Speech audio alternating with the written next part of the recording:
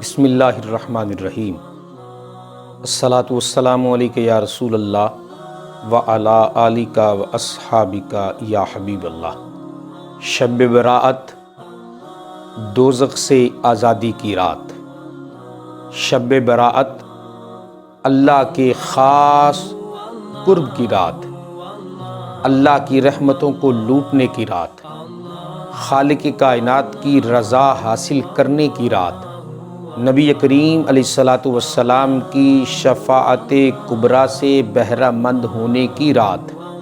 اور ناظرین کرام، یہ وہ رات ہے کہ رب کی رحمت بلا بلا کے کہتی ہے کہ مجھ سے کچھ مانگو میں تمہیں عطا کروں۔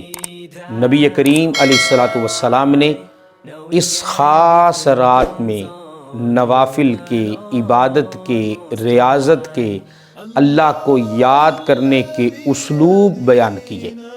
علامہ عبد الرحمن سفوری علیہ الرحمہ نے نزہۃ المجالس کی جلد نمبر 1 صفحہ نمبر 192 پہ روایت کیا کہ نبی کریم علیہ الصلاۃ والسلام نے ارشاد فرمایا کہ جو شخص اس رات 10 رکعت نماز نوافل ادا کرے، دو رکعت کر کے، ہر رکعت میں سورہ فاتحہ کے بعد 11 مرتبہ سورہ اخلاص پڑھے، اللہ کے محبوب علیہ الصلاۃ والسلام ارشاد فرماتے ہیں کہ خالق کائنات اس بندے کی بخشش فرما دیتا ہے، اس بندے کی عمر میں برکتیں عطا فرماتا ہے، خالق کائنات اس بندے کے رزق میں برکت عطا فرماتا ہے۔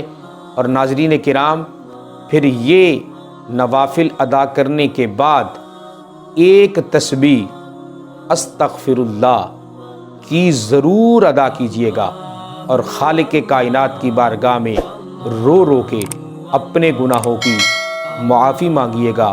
اللہ ہم سب کو معاف فرمائے۔